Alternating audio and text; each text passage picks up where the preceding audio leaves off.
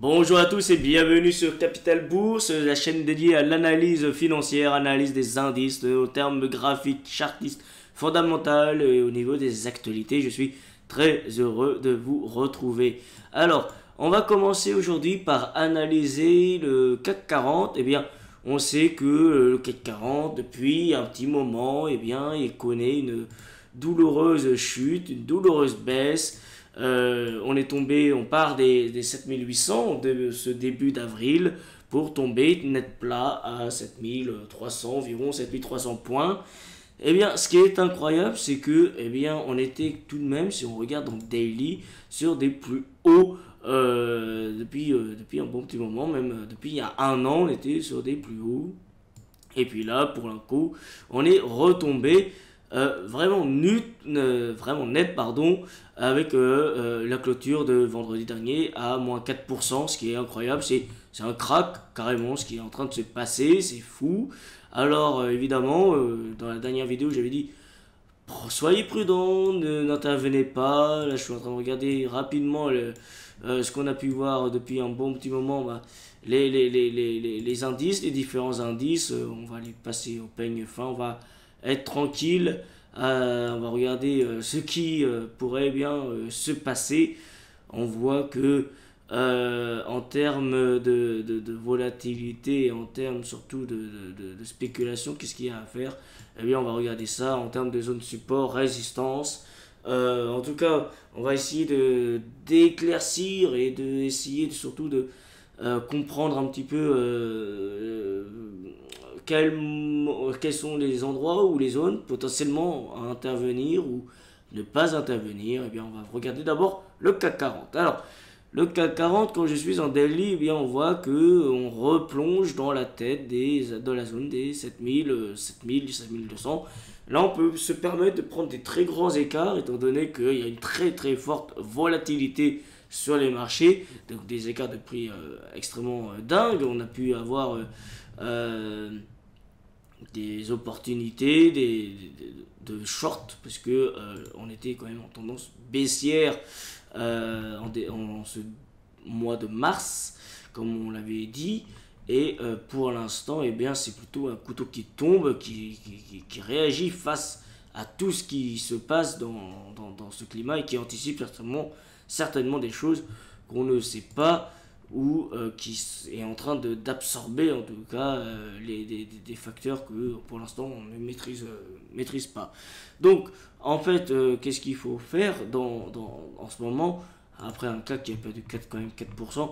Eh bien là, c'est pour l'instant, on va dire, on peut attendre encore des plus bas, hein. On peut aller clairement chercher la zone des 7000 en termes d'actions. Ce qui est important, on va regarder justement les actions, les plus grosses baisses à la clôture de ce vendredi dernier. C'était par exemple Société Générale qui a perdu quand même 10%, ce qui est gigantesque.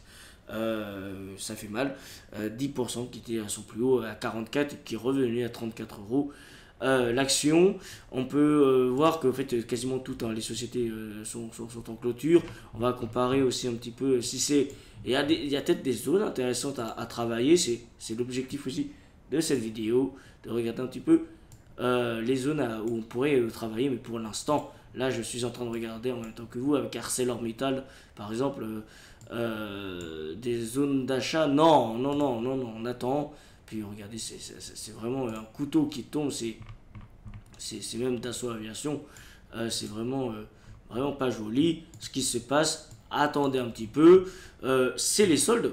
Mais attendons encore un petit peu, voir ce qui se passe. Et ayons une stratégie cohérente avec votre vision à la fois long terme et votre vision, et surtout plutôt votre vision long terme et vos émotions. Hein, parce que là, c'est un coup à paniquer un petit peu, étant donné que les valeurs elles perdent moins 5, moins 10%.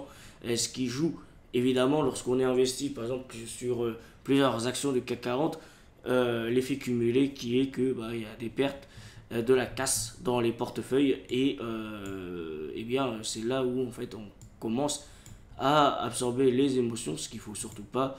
Il faut rester objectif. Et c'est là pour ça que je suis là pour faire cette vidéo aujourd'hui. Je regarde en même temps Schneider Electric, là, Safran, etc. Pour voir, on a en tout cas comme notre indicateur, le VIX, on est en zone de survente, mais pour l'instant, il n'y a pas encore de zone hein, pour pouvoir acheter. On doit être vigilant à l'ouverture lundi prochain. C'est ça, ce lundi, ça va être palpitant ce qui peut se passer.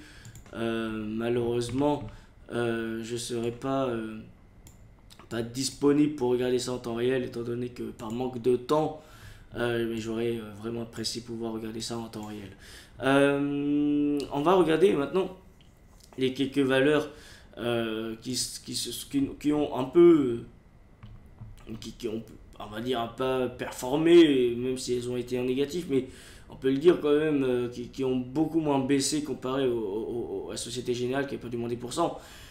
On a Bureau Veritas qui a quand même temporisé son cours. Est-ce que c'est quand même une zone d'entrée? Non, parce que il suffit que ça continue, et bien que le CAC 40 continue à tomber, bah, tout va suivre pour l'instant. Alors, pour l'instant, évidemment, il y a des catalyseurs, il y aura forcément des opportunités de renflouer son PEA, son compte titre, pour pouvoir investir à nouveau plus sereinement dans les marchés.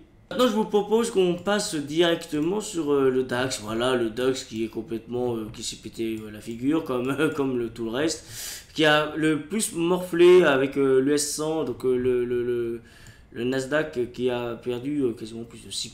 C'est quand même une journée, c'était une journée ce vendredi 4 avril, un vendredi noir. En tout cas, ce qui est incroyable, on perd plus de 1800, 1500 points, ce qui est gigantesque.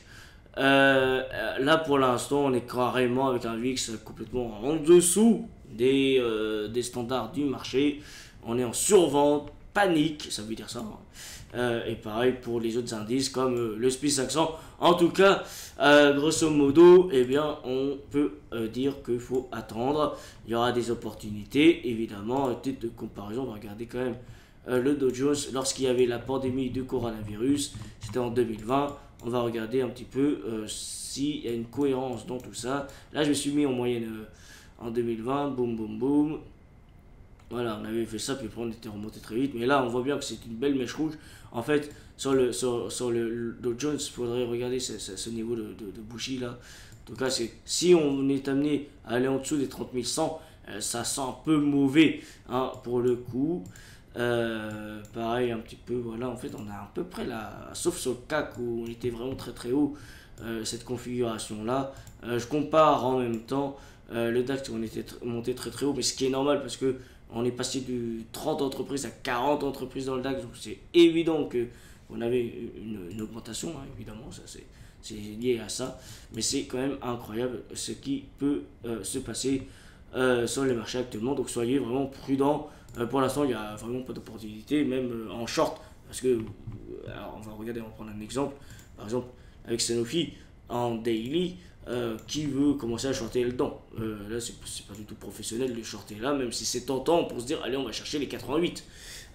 Pourquoi pas? Mais non, mais c'est pour pouvoir faire ce genre de scénario, il faut quand même aller plus doucement et plus intelligent, dans le sens où pas être pressé, avoir un setup complet. Donc pour l'instant, c'est niet, pas de bourse, pas de spéculation, pas de prise de position risquée, et s'abstenir, c'est vraiment le mot d'ordre. On va regarder rapidement la crypto. Bon, là, on va regarder un petit peu ce qui se trame. En tout cas, ce qui est important de voir, c'est que pour l'instant, la crypto n'a pas comparé aux indices. On peut faire une petite comparaison, on peut voir que quand même la crypto n'a pas suivi le mouvement, n'a vraiment pas suivi le mouvement. On peut regarder la clôture de vendredi, c'était là, même on sort en positif. C'est incroyable, le marché de la crypto, enfin du Bitcoin en tout cas, qui n'a pas du tout suivi le mouvement, et c'est rare que le Bitcoin ne suive pas le mouvement des indices. Le Bitcoin est resté quasiment stable. Et ça, c'est quand même incroyable.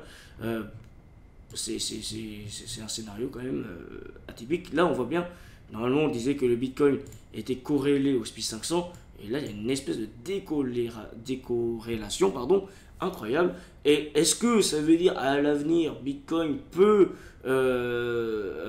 suivre la trajectoire des indices, ou alors vraiment Bitcoin à ce moment-là, aujourd'hui, est une valeur refuge, une réserve de valeur qui est similaire à l'or. Et ça, c'est vraiment un point que j'aurais aimé souligner. Merci de l'avoir suivi. N'hésitez pas à vous abonner sur Capital Bourse. Je suis heureux de l'avoir fait. Brut de décoffrage, vraiment. On découvre les indices ensemble. Et moi, je vous dis à très bientôt pour une nouvelle analyse. Portez-vous bien, soyez très prudents.